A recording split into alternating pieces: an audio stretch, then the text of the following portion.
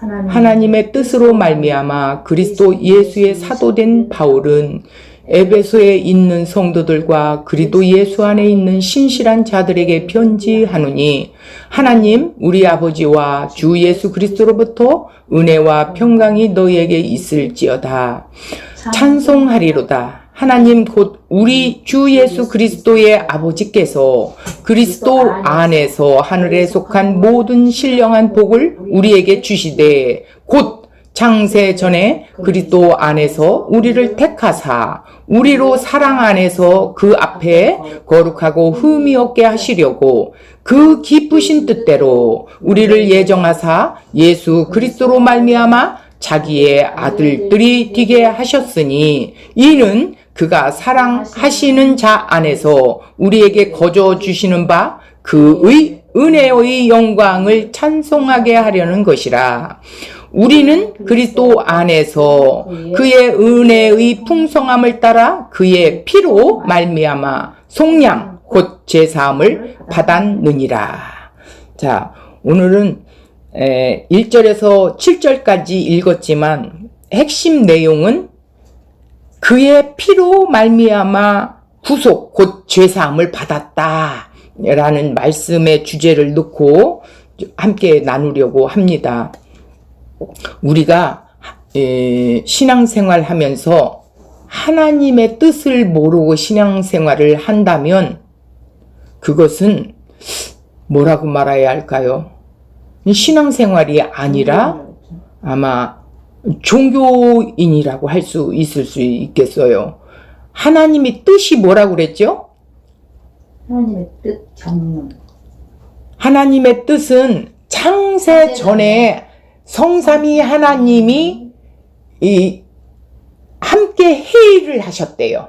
회의를 하셔서 하나님이 계획하시고 예정하시고 또 경륜하시고 또 약속하신 그런 그 하나님의 뜻을 이 땅에 보내 내 백성을 저들의 죄 가운데서 구원하기 위해서 예수라는 이름을 주시고 예수 그리스도이신 그분이 이 세상에 말씀이 되어 육신이 되어 이 땅 가운데 왔어요. 온 이유가 뭐라고 그랬어요? 죄인들을 구원하시고 네, 죄인들을 구원하기 위해서는 아들들이 되게 오늘 말씀하신 것처럼 그의 피로 말미암아 속량 곧 죄사함을 받게 하려고. 그래서 십자가의 그의 피라는 것은 십자가의 죽으심을 뜻하는 거예요.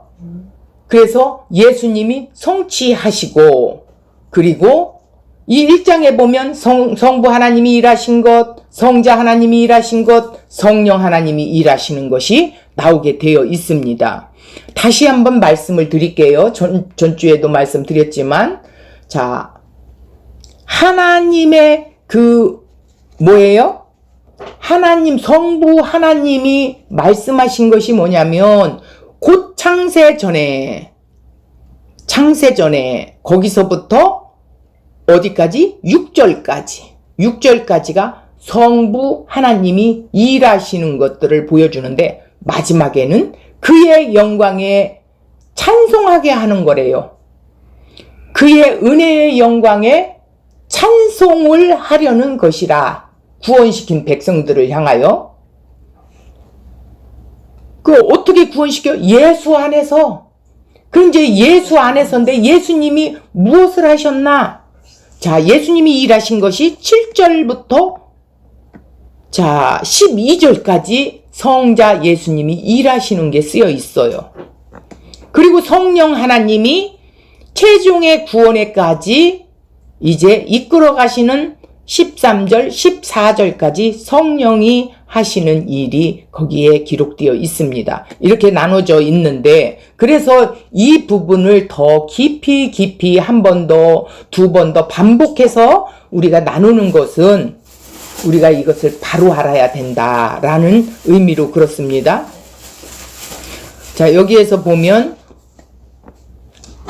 하나님의 뜻은 자기 백성을 그들의 죄 가운데서 건져내는 그 일을 계획하셨다라는 거예요. 그리고 성자 하나님이 그 일을 담당하여 수행하실 것이고, 성령 하나님이 그 수행하신 일을 깨닫게 하고 믿어지게 하고 이제 그 믿음으로 예수님의 성품으로 우리를 빚어가시면서 최종의 구원의 날까지 우리를 포기하지 않고 이끌어 가시겠다라는 약속이에요. 자, 여기서 우리가 다시 한번 좀 살펴봅시다. 이런 하나님의 뜻으로 말미암아 그리스도 예수의 사도된 바울은 누구의 사도예요? 하나님. 예수의 사도래요. 사도가 뭐라고 그랬어요? 직분. 사도라는 것은 권사.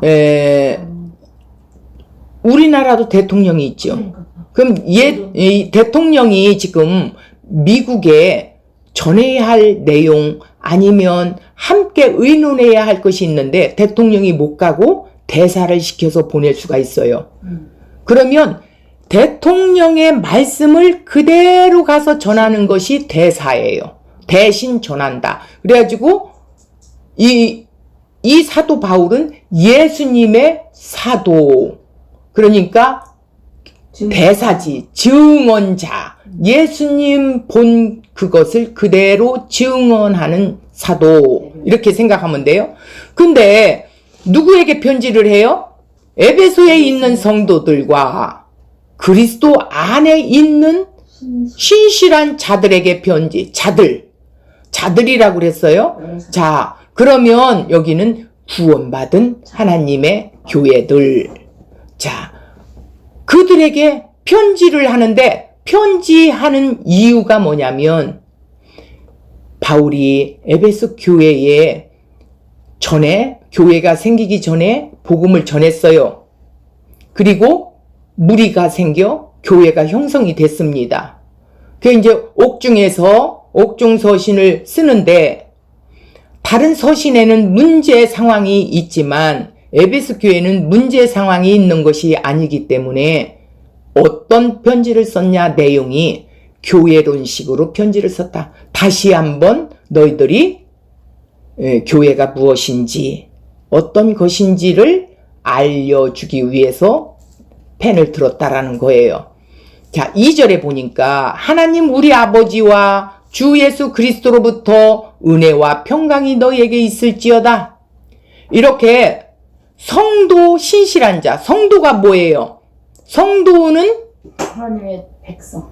하나님의 백성인데 성도라는 뜻이 있는데 구별되다. 또 분리되어 있다. 거룩한 무리. 보고 성도, 신실한 자 이렇게 표현을 하는 거예요. 그들은 반드시 뭐가 제일이 우선이에요?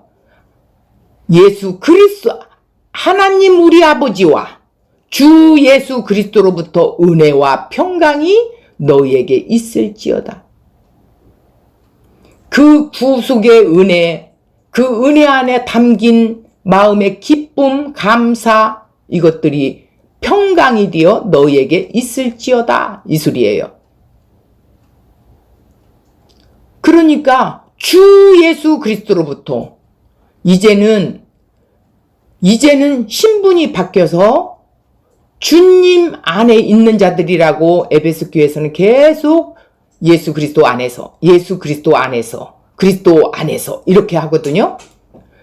그건 뭐냐? 예수와 연합되어졌다.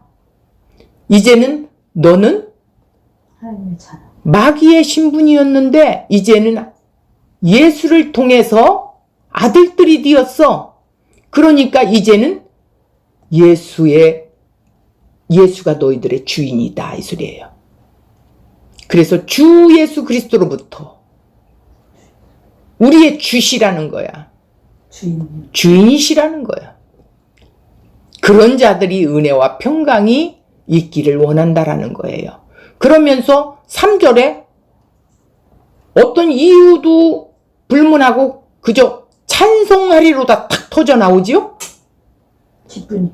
예, 왜? 그 은혜의 평강을 맛보아 알았기 때문에 찬송이 터져 나오는 거예요. 지금 바울의 심정이 세상의 관점으로 보면 찬송 나올 그런 상황이 아니겠죠. 감옥에 있으니까. 그런데 예수와 함께 있기 때문에 찬송이 터져 나오는 거예요. 두렵지가 않는 거예요. 이게 곧 능력이에요. 복음을 가진 자의 삶이에요. 예수와 연합된 삶은 두려움이 없다라는 거예요. 그래서 그 속에 찬송이 터져 나온대요.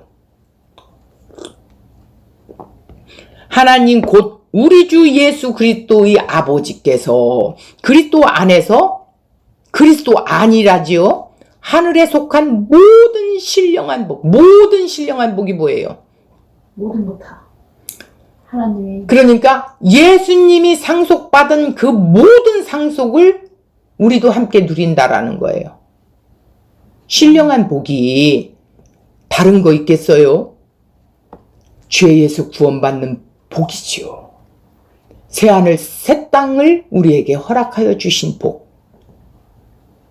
주시되 이러니까 주실라나 이게 아니라 주셨다, 이미 주셨다라는 것이에요. 한 번에. 예. 신령한 복은 영적인 복이라는 거죠. 신령, 영적인 복을 줬다라는, 성령을 우리에게 보내서 이제는 함께 거하고 있대요. 내 안에서. 이보다 더 큰 복이 어디 있겠어요? 4절에 보니까 곧이 뭐예요? 자, 그 앞에 내용들, 이 내용들을 창세전에 하나님께서 하나님의 그 깊으신 뜻이 있대요. 그 뜻을 그리스도 안에서 우리를 이미 택했대요. 창세전에. 이걸 분명히 알아야 됩니다. 그래야 요동이 안 돼요. 내가 죽어 봐야 천국 갈라나? 이건 구원받지 않은 자에 나오는 발언이에요. 창세 전에 그리스도 안에서 우리를 택했대요. 분명히 기록하고 있어요. 우리로 그러면 바울과 에베소의 성도들과 오늘 교회들 우리예요. 사랑 안에서. 누구의 사랑? 예수 사랑 안에서. 그 앞에, 그 사랑 앞에 어떻게 한다고요? 거룩하고 흠이 없게 하시려고 택한 내 백성들을 그 죄에서 구원하시는 그 하나님의 깊으신 뜻이 있다라는 거예요. 자, 5절 봐봐요. 그 깊으신 뜻대로 하나님의 그 깊으신 뜻이 있었대요. 우리를 예정했대요. 그래서 예정의 시기가 언제라고 그랬어요? 4절에 보니까 창세 전에 예수 그리스도로 말미암아. 그러니까 방법은 누구를 통해서? 예수 그리스도를 통해서. 그리고 뭐예요? 자기의 아들들이 되게 하셨으니 이건 뭐예요? 예정의 이유와 목적이에요. 이유는 또 목적은 내용은 하나님의 아들들이 되게 하기 위해서래요. 아들들. 그러니까 친자는 예수 그리스도인데 우리는 친자는 아니지요. 양자예요. 예수를 통해서 자기의 아들들을 되게 했어요. 그러니까 양자는 그때 로마 시대에는 로마법은 친자는 상속을 안 해도 상관이 없대요. 그런데 양자가 된 자는 반드시 상속을 해야 된대. 이게 법적 규정이래요.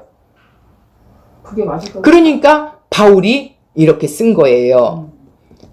그래서 이는 왜냐하면 왜 이렇게 창세전에 예정의 뜻대로 세우신 것이 왜냐하면 아들들이 되게 하셔서 그가 사랑하시는 자 안에서 하나님이 사랑하시는 자 안에서 예수 안에서 우리에게 거저주시는 바. 거저주시는 게 뭐예요? 선물. 믿음의 선물. 예수님의 믿음을 우리에게 믿어지게 하는 믿음을 선물로 줬어요. 다른 사람 안 믿어져요. 그런데 우리는 믿어진단 말이에요. 말씀을 보고 듣고. 서울대학 나온 사람한테 한번 물어봐요. 예수 안 믿는 사람한테 믿어지냐고. 웃기는 소리 하지 말라고 하지요. 근데 우리는 믿어진단 말이에요. 이것이야말로 거저주시는 하나님의 선물이에요. 예수 안에서 우리에게 거저주시는 게 뭐예요? 구원의 선물, 믿음의 선물, 그 예수님의 믿음을 우리에게 넣어주셔서 성령을 통하여 고백하게 하는 거예요. 그래서 어떻게 하려고요? 결국은 그의 은혜와 영광을 찬송하게 하려는 것이라. 이게 뭐예요? 궁극적인 최종의 목적이에요. 자, 우리가 여기서 이제 오늘 7절 말씀을 보겠습니다. 우리는 그리스도 안에서 그의 은혜의 풍성함을 따라 그의 피로 말미암아 속량 곧 죄사함을 받았느니라 이렇게 했어요. 자, 여기서 한번 보겠습니다. 우리는 뭐라 그랬어요?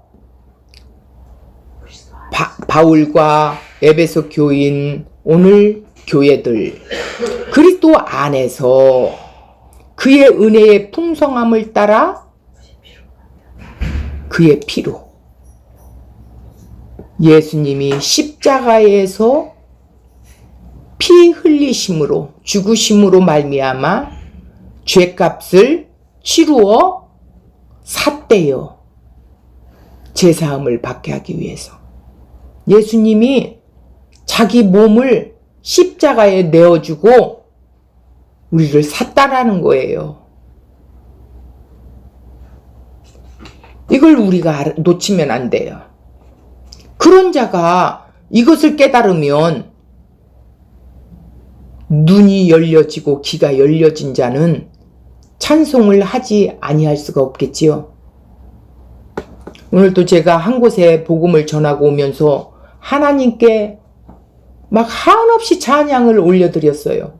무슨 곡조 있는 어떤 유명한 찬송이 아니라 그저 내 마음속에서 울리는 대로 하나님을 찬미했어요. 정말 하나님이 하나님 되십니다. 그분을 높여드리며 그분을 칭송하며 고백을 한 거예요. 이것이 찬양이라는 거예요. 자, 그러면 오늘 우리가 원고를 보면서 더 깊이 좀 다시 한번 뒤새김질한다 생각하고 읽어보겠습니다.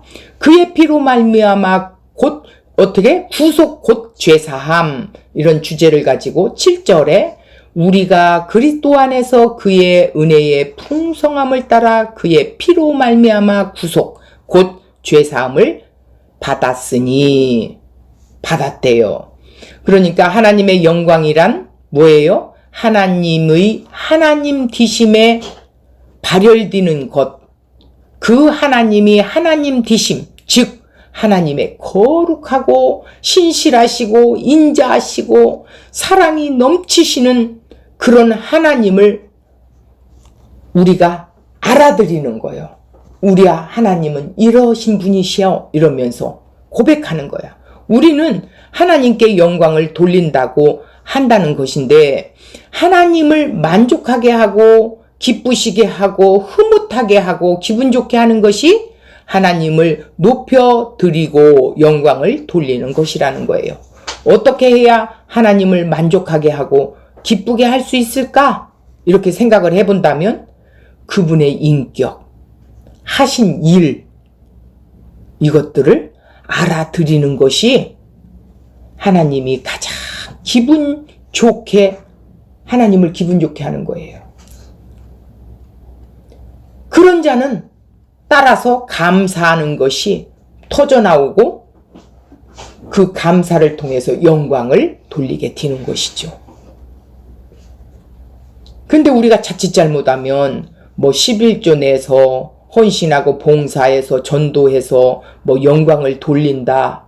그런데 그런 것이 아니라 그거는 부수적인 거예요.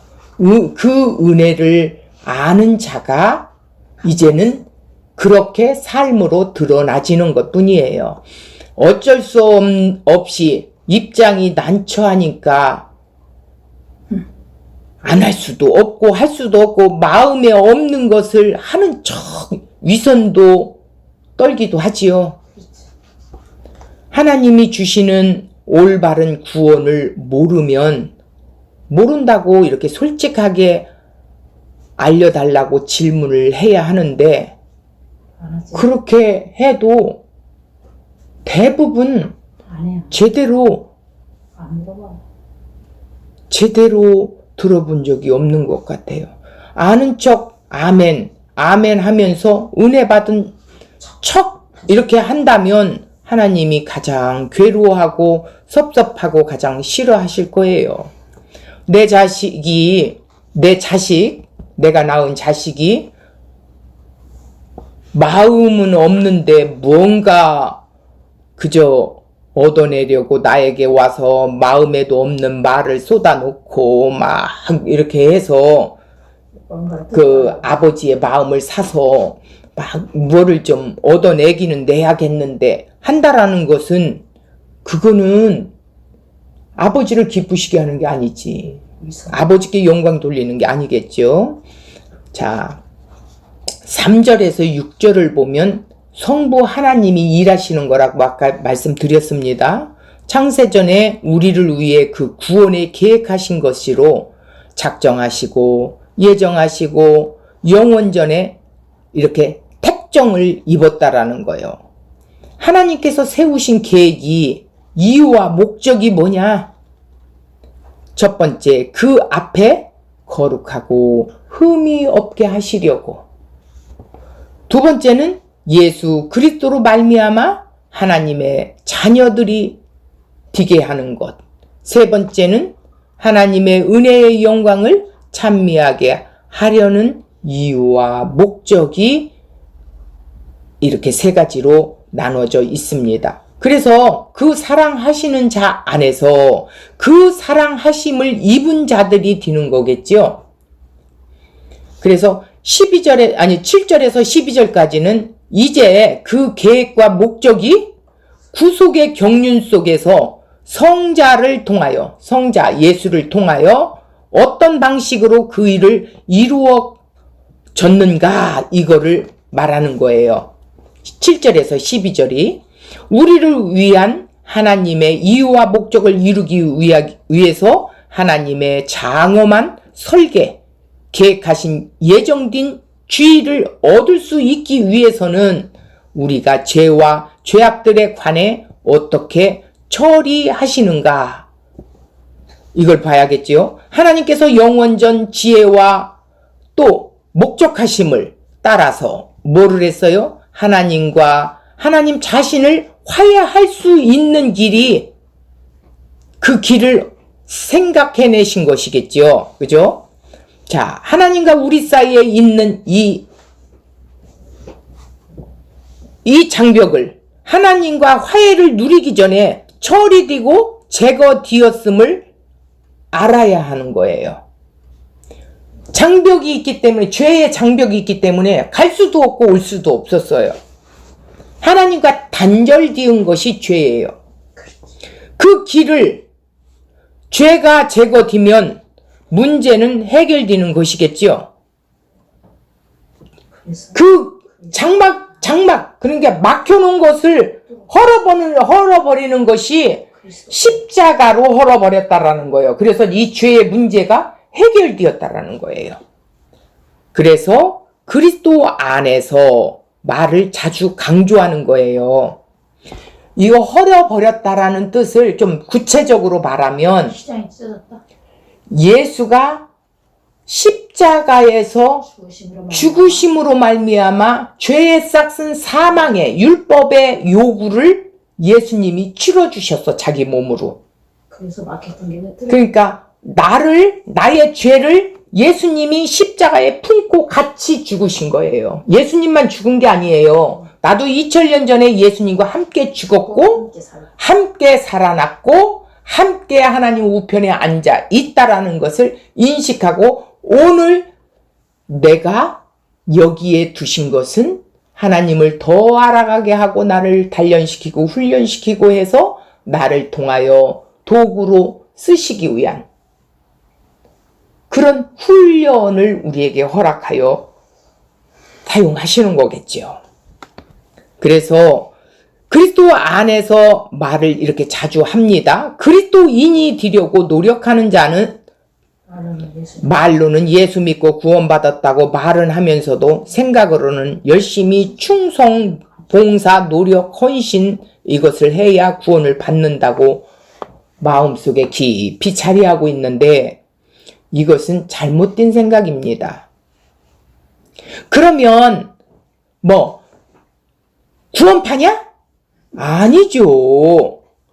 구원을 받은 예수 그리스도 안에 예수와 연합된 자가 어떻게 구원파가 될 수가 있어요? 성령이 내 안에서 지금 어떻게 거처를 삼고 계시는데 그 성령님이 나를 어떻게 죄에 대하여 의에 대하여 심판에 대하여 바른 길로 인도하신다는데 나를 책망하시면서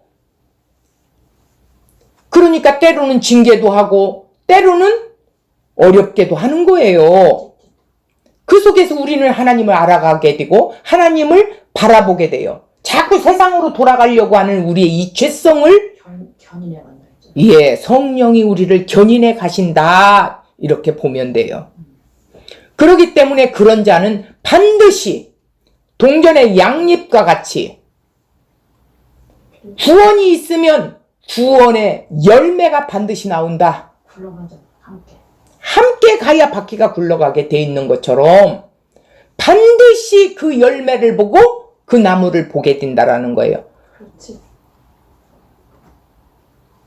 자, 포도나무에서 포도 열매가 맺어야 되는데 뭐가 나오가? 아니 가시나무에서 포도 열매가 맺을 수 있습니까? 아니죠. 포도나무에서 포도가 맺어져요. 그럼 우리는 예수님의 나무라면 우리는 가지라고 그랬잖아요. 자, 예수님 오늘 이 에베소서는 교회론으로 썼어요. 그러면 예수님이 머리가 되시고 우리는 다 모두가 지체예요. 그것이 형성되어서 그 몸을 이루어 나가요. 그렇다면 어떻게 그 열매가 안 맺지 않겠습니까? 반드시 맺게 되고 주님이 가신 그 길을 갈 수 있겠지요. 짜는 가짜지. 이렇게 엉뚱당도 않는 이야기를 하고 있어요. 그런데 내가 보고만 와도 제대로 전하지도 못하고 알지도 못하면서 가서 막 아이고 나도 열심히 해야지 구원받지 우리는 가만히 있으면 되냐? 이런다래. 틀렸다라는 게 아니에요. 방법이 바뀌어야 된다라는 거예요. 어떻게? 영적인 눈과 귀가 열린 자가 그 주님의 길을 갈 수 있는 거예요. 그렇지. 구원받은 자는 반드시 주님이 가신 그 십자가의 길을 갈 수 있게 됩니다. 어떤 고난과 핍박이 와도 당당히 갈 수 있어요. 그러면서 그 열심이 뒤따라 열매로 나오게 되는 거예요. 그래서 이런 자들을 주님이 뭐라고 말했냐면 너는 내가 갇혔을 때 뭐 했어? 먹여줬고 먹을 걸 갖다 줬고 벗었을 때 입혀주고 이러한 것들을 이야기한 것이 뭐냐? 아닙니다. 주님 내가 언제 주님이 감옥에 가셨을 때 내가 뭐를 갖다 드렸어요? 아니에요. 주님 헐벗었을 때 옷 입 아니에요. 그러니까 작은 자에게 지극히 작은 자에게 한 것이 내게 한 것이니라. 작은 자가 뭐예요? 예수 믿는 구원받은 백성들에게 그들을 격려해주고 세우고 그들을 돌보고 믿음으로 잘 자라갈 수 있도록 세워주며 이렇게 나가는 그것이 주님이 십자가에서 오셔서 우리에게 몸소 보여주신 거예요. 그 일을 우리가 하는 거예요. 그러니까 나는 내가 한 게 아니래요. 제가 한 것은 하나도 없어요. 주님이 하신 거예요. 그런데 이쪽 한 무리에게는 너는 내가 감옥에 있을 때 주지 않았고 헐벗었을 때 입혀주지도 않았고 먹을 거 없을 때 먹을 거 갖다 주지도 않았지. 그러니까 주님 그런 소리 마세요. 열심히 했어요. 뭐라 그래요? 나는 복음도 전하고 선지자 노릇도 하고 귀신도 쫓아내고 다 했습니다. 그랬더니 뭐라 그래요? 이 불법을 행하는 자들아 내게서 떠나가라. 이렇게 말을 해요. 바리새인. 내가 했다라는 거예요. 내가 한 게 아무것도 없습니다. 이런 자들은 오른손이 한 것을 왼손이 어떻게 모르게 해요? 이게 이런 말이에요. 이런 말씀이란 말이에요. 예수님의 말씀은 다 비유적으로 말씀을 했어요. 그래서 우리가 정말 바로 알아야 된다라는 것입니다. 자, 그리스도인이 되려고 노력하는 자는 말로는 예수 믿고 구원받는다고 말을 하면서도 생각으로는 열심히 충성, 봉사, 노력, 헌신 이렇게 구원을 받아야 마음속에 깊이 자리 잡고 있는 거죠. 예수님이 알려주는 구원 방식의 말씀은 전혀 이해하거나 깨달으려고 하지 않아요. 나 다 알고 있어 이러지. 말로만 구원한다는 것이죠. 그리스도의 절대적인 필요성이 중심이 되어야 하는데 이것이 없으면 전혀 딴 기독교가 되는 거죠. 우리를 구원하려고 오신 예수님을 우리가 바로 모르게 된다면 참 안타까운 일이죠. 자, 우리를 대신하여 어떤 행위를 하시려고 오신 걸까? 이걸 알아야 돼요. 복음의 가장 중요한 핵심이 뭡니까? 우리가 구원을 얻는 것은 그리스도 예수 안에서 이루어진다라는 겁니다. 자, 여기서 보면 인자가 온 것은 잃어버린 자를 찾아서 구원하려 하심이라 이랬어요. 죄로 내 백성을 뺏겼어요. 그래서 그 잃어버린 자를 찾으러 예수님이 오신 거예요. 구원을 위해 필수적인 것이 뭐냐? 대신하신 것은 주님 자신이죠. 그리스도 자신 안에서라는 거예요. 예수님 안에서라는 거예요. 그것이 구속 자체라는 거죠. 그래서 하나님께서 죄 용서할 수 있는 것을 가능하게 하는 방식이 갈보리 십자가를 통하여 우리의 용서를 산출하신 것입니다. 이번 주가 고난주간이라고 그랬죠. 그렇다면 우리가 어떤 의식만 내세울 것이 아니라 무엇이 제일 지금 필요한 것일까요? 왜 예수님께서 십자가에 죽으셨는지를 한번 생각해 봐야 할 시간입니다. 나의 죄 때문에 하늘 영광을 다 버리시고 하나님이신 그 분이 예수라는 이름을 잊고 말씀이 육신이 되어 이 땅 가운데 오셔서 십자가에서 대속해 주시고 그의 거룩하심, 의로우심으로 의롭다 우리를 예수님의 의로 여겨주시고 그래서 그것을 믿어지는 그 믿음, 예수님의 그 믿음을 우리에게 넣어주셔서 성령을 통하여 믿어지게 하시고 깨닫게 하시고 우리를 성숙시켜 이끌어 가고 있다라는 것입니다. 우리가 하나님 자신과 화평을 누릴 수 있는 방식의 길을 만들어 놓으신 분이 하나님이시라는 거예요. 하나님께서 그리스도 안에서 이루신 것, 그 안에서 그리스도로 말미암아 세상과 자기를 화목하게 하셨던 거예요. 세상과 자기라는 것은 세상 죄악에 있는 죄인들을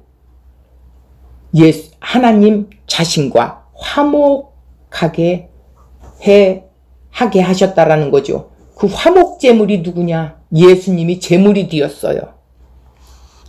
이 그리스도께서 우리 여러분들과 저를 위하여 자신이 죄인됨으로 죄를 삼으시고 그 죄값을 몸소 자기 몸으로 받으신 거예요. 십자가에서.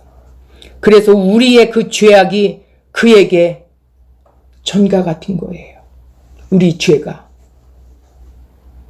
아사스의 어린 양을 이스라엘 백성들의 죄를 담아 저 광야길로 내보내는 것처럼 예수님을 십자가 골고다 언덕으로 내보내신 거예요. 하나님께서 우리의 자신과 화목시킨 것은 오직 예수 그리스도의 십자가의 행위의 결과물이죠. 그리스도 안에서 일어난 일이 하나님의 용서하시는 방식이라는 사실만을 의지하는 것이죠. 그의 가르침을 단순하게 믿는 것이 아니라 그 안에 연합되어 있는 겁니다. 분리될 수가 없어요. 내 맘대로 살아갈 수가 없어요. 반드시 하나님은 징계하셔요. 그의 생명과 그의 죽으심과 그의 장사 지냄과 그의 부활하심과 그의 승천하심에 참여하는 사람이 구원받게 되는 것이죠. 디모데전서를 보겠습니다. 2장 6절. 그가 모든 사람을 위하여, 그가 누구예요? 예수가 자기의 속전을 주셨으니 죄값을 주셨대요. 기약이 이르면 증거할 것이라. 때가 이르면 증거한대요. 디도서 2장 14절. 그가 우리를 대신하여, 예수님이 우리를 대신하여 자신을 주심은 십자가에 내어 주셨대요. 죄값으로. 모든 불법에서 우리를 구속하시고, 모든 불법이 뭐예요? 죄 안에서, 사망 안에서 우리를 깨끗하게 하여서 하나님과 화목하게 하시겠다라는 거예요.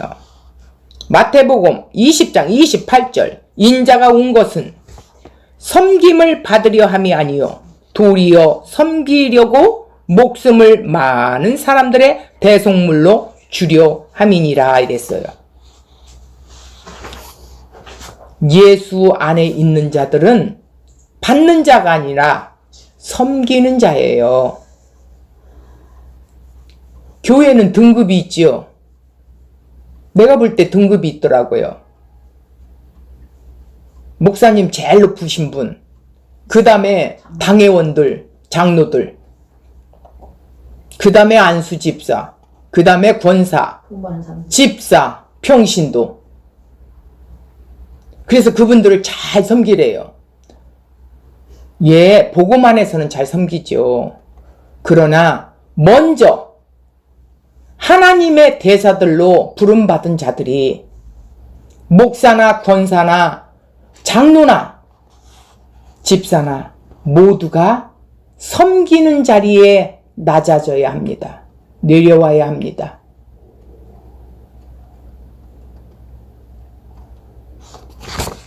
그렇지 않으면 율법주의의 팽배한 유대교와 같이 입술로는 풍성하게 보금보금하지만 그 속은 해칠한 믿음과 같겠죠. 무덤과 같겠죠. 대속물 속전을 주시려고 예수님이 이 땅에 오신 겁니다. 그 길을 가라는데 좋은 차 타야 되고, 우리는 성도가 많으니까 좋은 차 타야 되고, 집도 큰 거 해야 돼. 예, 하면 좋지요. 하면 좋은데 먼저 섬기라는 거예요. 양떼들의 영적인 상태를 보고, 내가 정말 복음을 가진 목회장가를 보고, 인류 전체가 죄의 결과로 인하여 노예의 신분을 해방시킬 수는 없어요. 구약은 선택받은 민족의 이야기예요. 구약은 이스라엘 백성, 성민들 자신의 힘으로 율법을 지킴으로 인하여 종에서 해방되는 역사입니다. 그러한 노력은 실패로 끝나고 말았습니다.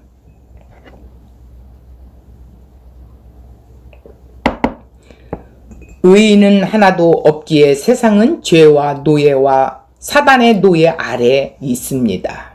우리는 정죄하는 율법에 매여 있었어요. 그것을 지키면 우리가 구원을 받는다고 말합니다. 그 요구를 이룰 수 있는 자는 단 한 사람도 없다고 가르치는 것이 성경 전체의 기본적인 가르침인데도 불구하고 오늘은 본질상 율법 아래 있는 자요, 정죄의 상태에 있었지만 예수 안에서 새로운 어떤 일이 일어났던 것입니다. 예수님께서 구출하시기 위하여 해방의 값을 지불하기 위하여 세상에 오신 거지요. 그분이 시장에서 노예를 산 것처럼 나를 샀어요. 지금 시대는 노예가 없지만 그 당시는 노예는 하나의 물건으로 취급을 했어요. 그러니까 나를 시장에서 샀다라는 것은 죄와 사망 가운데서 예수님이 십자가를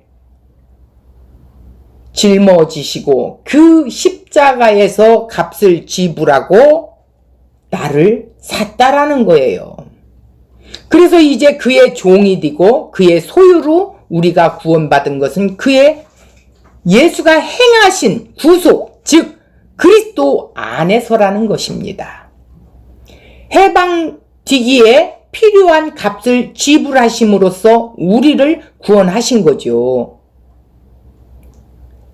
이제 해방시키기 위해서 값을 지불했으니까 해방됐죠. 문제는 구속하기 위해 값을 얼마나 지불했느냐? 예수님께서 이 땅에 오셔서 행하신 일이 가르치고 우리 자신을 구원하기 위해서 어떤 일을 하였는가? 예수님은 우리에게 너희가 구원을 받기 위해서 이러한 일을 해야 한다 가르쳐 주러 오신 분이 결단코 아닙니다.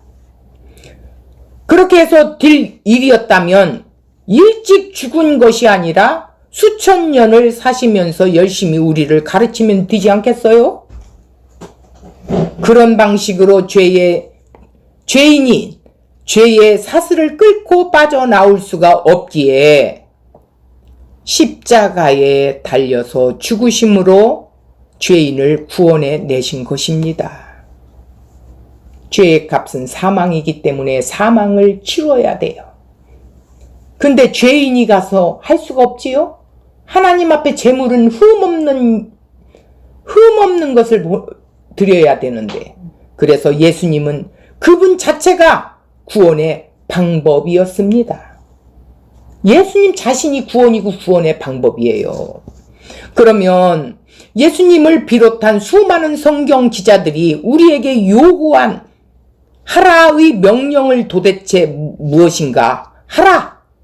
예수님이 산상수훈의 십계명을 풀어놓으셨습니다. 너희들 이것을 지켜서 구원받으라고 가르쳐 준 것이 아닙니다. 구원받은 하나님의 백성들은 어떻게 살게 될 것인가? 전국 백성의 속성과 본질에 대해서 가르쳐 주신 것이 산상수훈이에요. 성경은 우리가 구원을 얻은 방법과 방식에 대해서 설명하고 가르쳐 주는 것이 아니라 우리에게 이미 주신 구원이 어떻게 어떤 방식으로 오게 되었는가를 설명하는 거예요. 성경을 통해 믿지 않는 그런 자가 성경을 읽으면서 행함으로 구원을 받을 수 있는 방법이 거기에 적혀 있지 않다라는 것이죠. 신자 자기들에게 주어진 구원이 어떤 것인지를 밝히보고 확인할 수 있는 것이 곧 성경입니다. 성경은 우리가 하나님의 자녀라는 지위를 얻게 되기까지 가장 큰 문제가 죄의 문제였어요. 그래서 죄의 이 장벽이 하나님과 우리를 막고 있었다라는 것이죠. 이 죄의 장벽이 무너져야 하는데 하나님과 우리는 화해할 수 있게 되는데 그 죄가 해결되지 않으면 하나님은 우리를 자녀 삼으실 수가 없다라는 것이죠. 그 죄를 없애는 방법이 이 땅에 누가 오셔야겠어요? 예수 그리스도. 예, 예수 그리스도가 오셔야만이 이 죄의 방법에서 없애는 법. 해결할 수 있는 거예요. 그래서 그리스도 안에서 그의 은혜의 풍성함을 따라 구원이 어떻게 우리에게 오게 되었는가? 이것을 다시 한번 살펴보겠습니다. 그리스도 안에서 오게 되었다라는 것이죠. 절대로 구원은 우리에게서 발현하는 것이 아니라 그리스도 안에서 우리에게 주어지는 것이라고 말할 수 있습니다. 나는 그리스도인이 되기 위해 열심히 노력하고 있다. 심중에 대한 사람이 있다면 그 사람은 아직 죽으면 안 된다라는 거겠지요. 그 사람은 복음이 은혜가 뭔지 모르는 사람이고 그의 죄는 영원히 그의 노력으로 해결이 안 될 것임은 뻔한 사실입니다. 바울은 하나님을 향한 열심은 신자를 때려 죽이는 결과로 나타나는 것이래요. 인간이 불가능함을 이미 아셨기에 창세전에 이미 예수 그리스도의 십자가라는 방법을 마련해 놓으신 거라는 거예요. 그분이 우리 죄가 되게 해서 왜 예수님이 우리 죄가 되게 하지? 그 죽음 아래로 내려감으로 해서 또 하나님의 공의와 사랑을 한 번에 보이시게 된 거예요. 십자가에서. 내가 우리의 죄가 되셔서, 예수가 우리의 죄가 되셔서 하나님은 그리스도 안에서 우리의 죄라는 그 덩어리를 깨버리고 우리와 화해를 하시게 된 거죠. 예수 그리스도로 말미암아 우리에게 주어진 것이 바로 구원, 구속함이라는 것입니다. 주님은 그 구속의 방법을 가르쳐 주시려고 오신 것이 아니라 예수가 바로 그 구속의 방법으로 오신 것이다. 이것을 말하는 거예요. 우리가 구원을 이야기하면 도덕성이 있는 것과 천국 가는 것을 혼돈하는 경우가 왕왕 있습니다. 도덕적으로 윤리적으로 착하게 산다는 것이 우리를 그리스도인으로 만들어 주어지지는 결탄코 못하지요. 자기를 칭찬할 수 있고 자기의 의로 종교적인 열심도 낼 수 있고 윤리적으로 착하게 살 수 있는 척할 수는 있습니다. 하나님의 사랑과 은혜의 반응이 아니라 자신을 칭찬으로 자기를 자기 사랑을 거룩함으로 흉내낼 수는 있겠지요. 분명 예수를 믿으면 열매가 맺힙니다. 거기에 시간이 필요한 것이죠. 이것이 불교와 기독교의 차이인 거예요. 불교는 자기 자력의 힘으로 구원이라 스스로 깨닫고 수행하고 고행하고 스스로 부처가 될 수 있다는 것을 불교라고 하는데 기독교는 뭐예요? 예, 기독교의 구원은 인간 쪽에서 근거를 제시할 수 없어요. 인간 쪽에서는. 왜? 인간 자체는 죄이기 때문에. 누군가가 와서 나를 건져내주지 않으면, 구원에 내주지 않으면 절대로 구원은 우리에게 올 수 없습니다. 누군가가 누구예요? 그가 즉 예수예요. 예수님이신데 예수 그리스도가 예수 그리스도 안에서 구원을 받게 된다라는 것입니다. 죄인은 자신 있게 나는 율법을 다 행할 수 있다고 말합니다. 죄란 무엇입니까? 나는 할 수 있다라는 것이 죄래요. 죄인이 뭐를 할 수 있어요? 이게 죄지요. 내가 할 수 있어요. 나는 해요. 이러는 거는 아직 복음을 모르는 거예요. 내가 하나님의 자리에 앉아서 인생을 내가 이끌어갈 수 있고 그런 능력이 있다고 생각하는 것이 곧 죄인입니다. 나는 할 수 있다. 그래서 해봐 라고 주신 것이 율법이 아닙니까? 거기서 우리가 깨달을 수 있는 것이 우리는 죽어도 못하는구나. 율법을 통해서는 깨달을 수 있는 것이 뭐예요?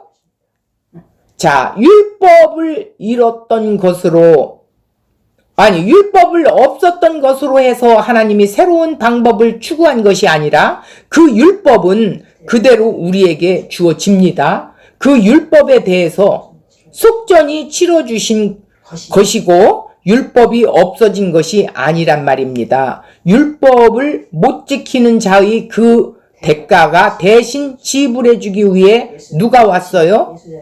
예수님 자신이 이 땅에 오신 거예요. 대속과 의롭담으로. 아니, 유대인들이 율법을 다 잘 지키는데 뭐로 예수님이 오세요? 그들은 실패했어요.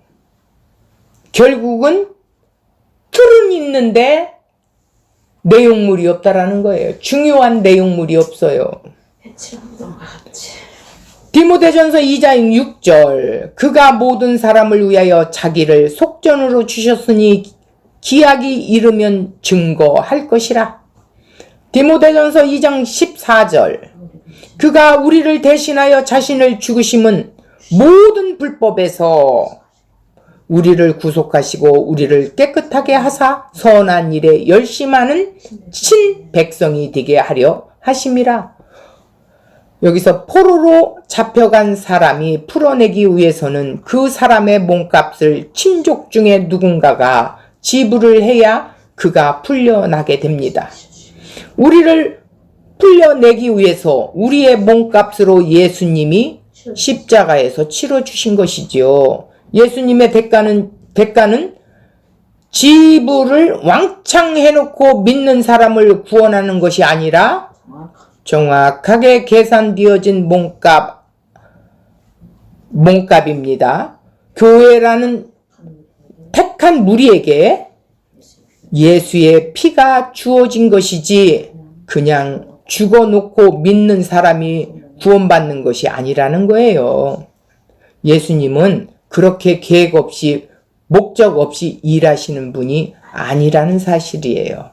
그의 피로 말미암아 구속 곧 죄사함을 받았으니, 이 말씀은 우리는 우리의 것이 아니라 값을 치르고 사신 하나님의 것이 된 것이 성경이 말하는 구속의 정확한 의미를 말하고 있습니다. 이제 자기 자신이 자신의 것이 아니라 값을 주고 사신 것이기에 말씀대로 순종하며 살아가는 자가 반드시 되어야 한다라는 거예요. 그러니까 기도가 왜 있어요? 내가 못 살으니까. 주님, 나는 그렇게 살 수가 없어요. 나는 안 돼요. 주님, 나를 도와주세요. 성령을 우리에게 보내주신 이유가 그런 우리를 이끌어 가신대요.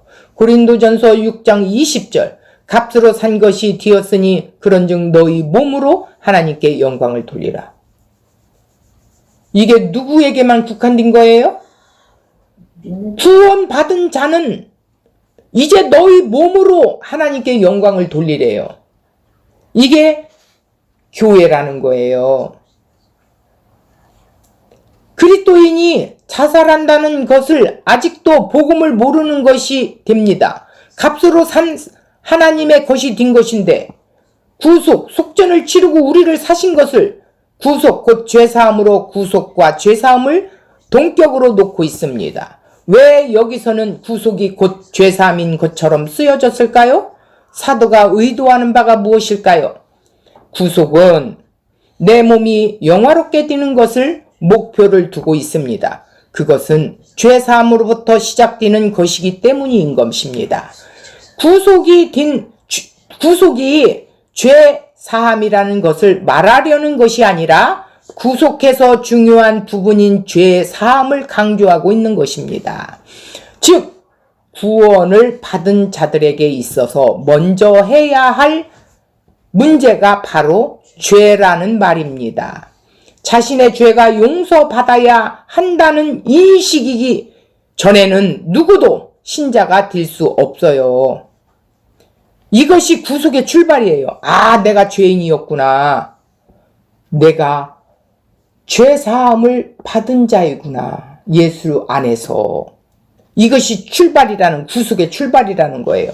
기독교를 오해하여 예수를 믿으면 행복해지기 원하는 것들이 이루어지고 살아가는데 필요한 것들, 힘을 얻을 수 있다고 생각하고 가르치는 교회들이 많이 있어요. 기독교는 이 세상을 살아가는 힘과 능력을 제공해주는 종교가 절대적으로 아닙니다.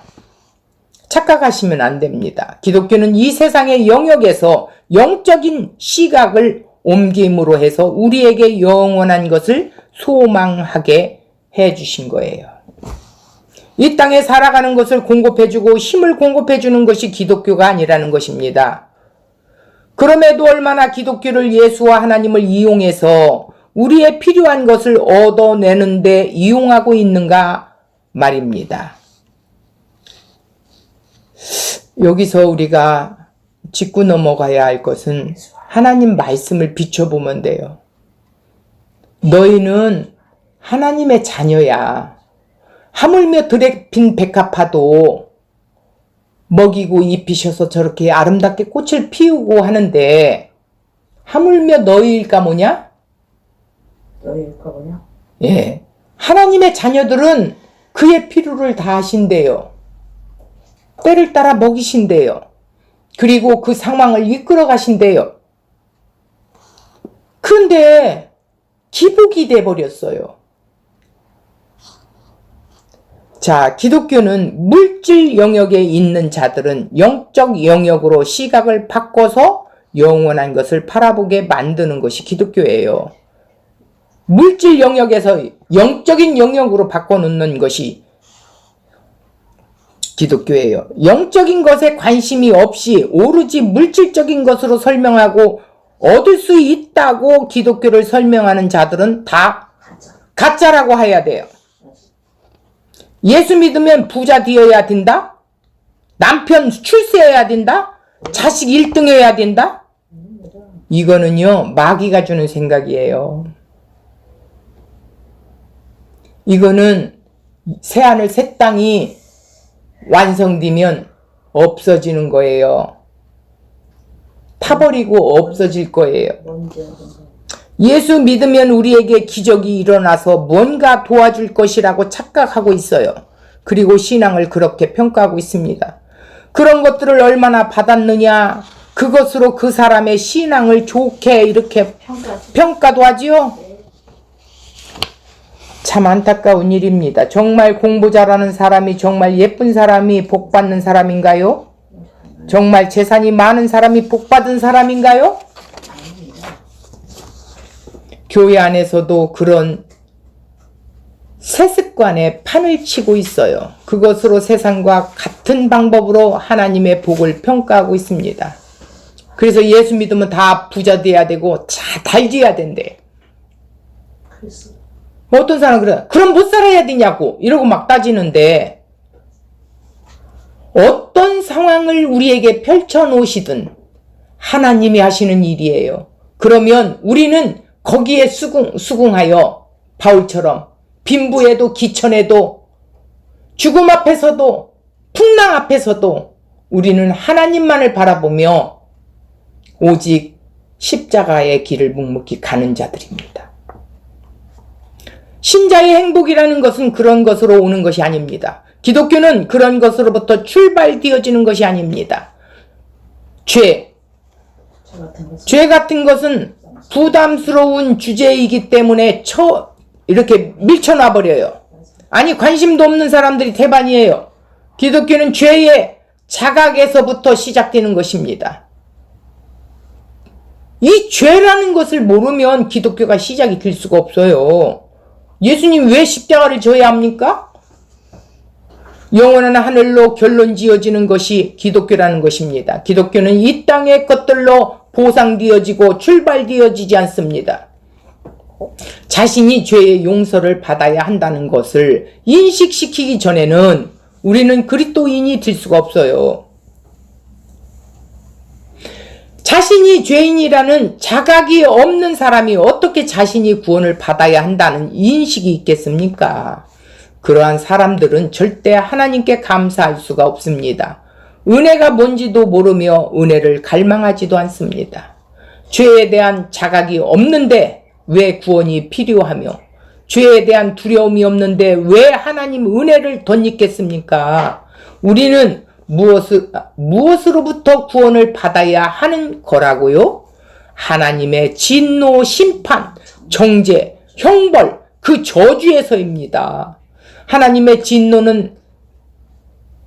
진노가 생긴 것은 뭐로부터? 죄로부터 생긴 거예요. 그 죄에 대해 인식하지 못하고 그 죄의 용서, 이것이 필요성을 자각하지 못하는 사람이 구원받는 것을 생각해낼 수가 없지요. 구원을 논하는 것 자체가 언어 도단이겠지요. 전지전능하신 하나님께서 빛이 있으라 한마디로 창조하는 분이며 모든 자들아 죄의 용서함을 받으라 왜 한 번에 그렇게 못했을까요? 그래야 이 세상 모두를 사랑하신다고 했는데 왜 그렇게 못했을까요? 잘 보세요. 그것은 하나님이 하나님 되심, 즉 하나님의 속성의 공의로우심에 위배되기 때문이에요. 하나님은 죄를 그냥 용서하실 수 없어요. 반드시 그 죄는 죄값을 치르셔야 공의로우신 하나님이세요. 그렇게 하나님은 나중에 심판할 근거를 잃어버리게 되죠. 죄에 대한 대가를 요구하는 것이 공의로운 하나님은 영원히 의로우시단 말이에요. 거룩하시며 스스로 모순될 수가 없는 분이에요. 죄에서 죄값을 반드시 치러야 하는데 그 죄값을 누구를 통해서? 예수의 죽으심의 피로 하나님이 받으신 거예요. 이 십자가가 바로 하나님의 공의와 하나님의 사랑이 동시에 나타나는 하나님의 지혜라는 것입니다. 인간의 죄가 얼마나 흉악한 것인지를 얼마만큼 악해질 수 있는가를 십자가에서 동시에 볼 수 있어요. 이걸 못 보면 안 돼요. 그 처절한 십자가는 바로 죄인들이 달려 죽어야 할 형틀로 그 자리가 바로 저와 여러분이 달려야 할 자리입니다.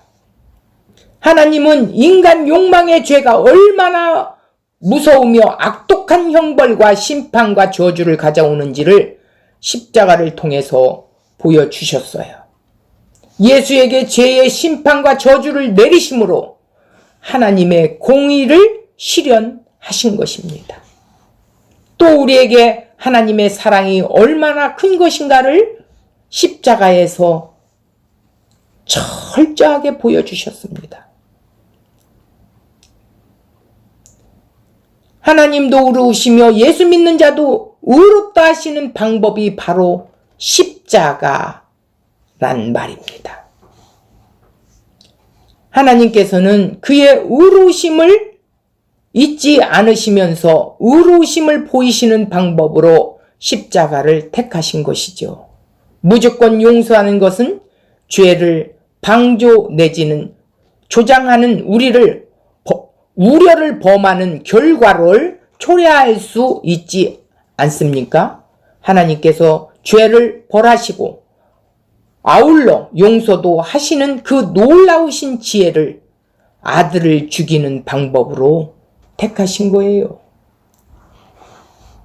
우리가 저지른 파렴치한 남에게 몰래 숨기고 싶은 그 모든 죄가 들통이 났다면 천국이라고 못 있을 것 같습니다. 히브리서 10장 17절에 또 저희 죄와 저희 불법을 내가 다시 기억지 아니하리라 하셨으니, 그러니까 저희 죄와 저희 불법을 내가 다시 기억하지 않겠대요. 우리의 죄를 아예 없애버린 것이에요. 그 죄가 기억한다면 그 죄가 만천하에 드러나면 천국에서도 얼굴 뜨거워 어찌 살 수 있겠습니까?